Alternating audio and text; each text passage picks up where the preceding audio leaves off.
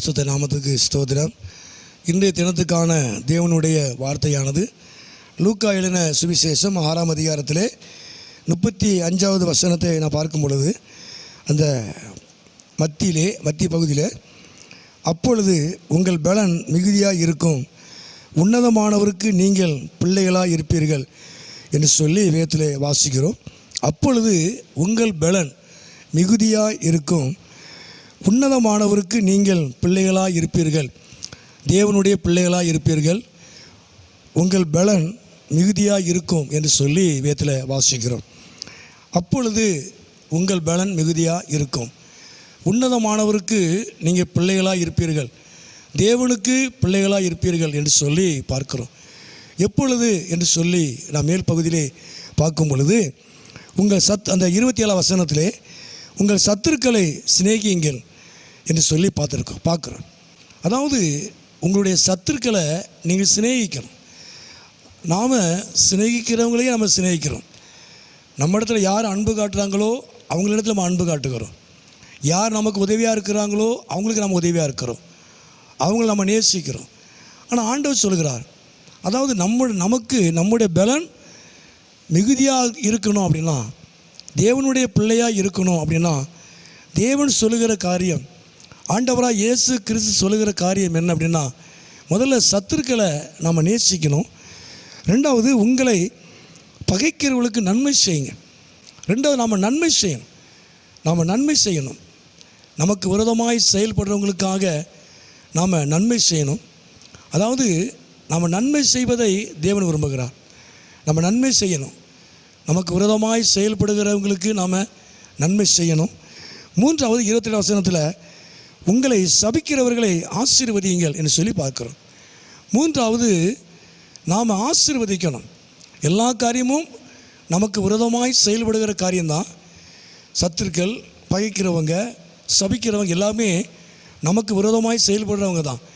ஆனால் அவங்களுக்கு நம்ம என்ன செய்யணும் அப்படிங்கிறத ஆண்டவர் சொல்கிறார். முதல்ல நாம் சிநேகிக்கணும். ரெண்டாவது, நாம் அவர்களுக்கு நன்மை செய்யணும். மூன்றாவது, நாம் அவர்களை ஆசீர்வதிக்கணும். தொடர்ந்து அந்த 28 உங்களை நிந்திக்கிறவர்களுக்காக ஜெபம் பண்ணுங்க. நான்காவதாக, நாம் ஜெபம் பண்ணணும். நமக்கு விரோதமாய் செயல்படுறவங்களுக்காக, நம்மளை நிந்திக்கிறவங்களுக்காக, நமக்கு விரோதமாய் பேசுகிறவங்களுக்காக நாம் ஜெபிக்கணும். இதை தேவன் விரும்புகிறார். கர்த்தர் நாமத்துக்கு மகிமை உண்டாவதாக. கடைசியாக அந்த 29 வாசிக்கிறோம், உன்னை ஒரு கன்னத்தில் அறைகிறவனுக்கு மறு கன்னத்தையும் கொடு. அதாவது விட்டு கொடுக்கிற ஒரு காரியம். ஐந்தாவது, விட்டு கொடுக்கிறது.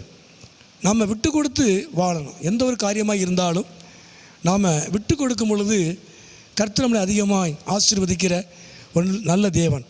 ஆகவே தான் அந்த 35 அப்பொழுது உங்கள் பலன் மிகுதியாக இருக்கும், உன்னதமானவருக்கு நீங்கள் பிள்ளைகளாக இருப்பீர்கள். அப்பொழுது உங்கள் பலன் மிகுதியாக இருக்கும், உன்னதமானவருக்கு நீங்கள் பிள்ளைகளாக இருப்பீர்கள் என்று சொல்லி வேதத்தில் வாசிக்கிறோம்.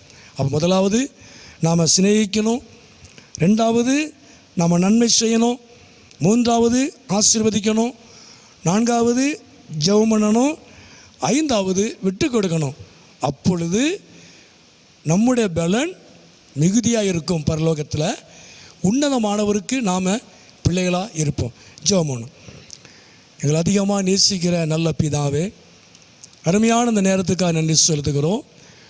இந்த சத்தத்தை கேட்டுக்கொண்டு அருமையான நம்முடைய பிள்ளைகளை, குடும்பங்களை கர்த்தர் ஆசீர்வதியும்.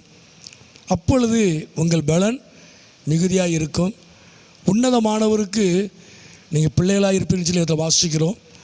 உண்மையாகவே இந்த நாட்களில் ஆண்டவரை, இந்த பூமியில் பரலோகத்தில் எங்கள் பலன் மிகுதியாக இருப்பதற்கு ஆண்டவர் நாங்கள் தியானித்த இந்த 5 காரியங்களை நாங்கள் கடைபிடிக்க, அதன்படியே நாங்கள் செய்ய கர்த்தர் எங்களுக்கு உதவி செய்யும். அப்படி நாமத்தை மகிமைப்படுத்தும், ஆசீர்வதியும். இயேசுவின் நாமத்தில் ஜெபிக்கிறோம் நல்ல பிதாவே. ஆமேன், ஆமேன்.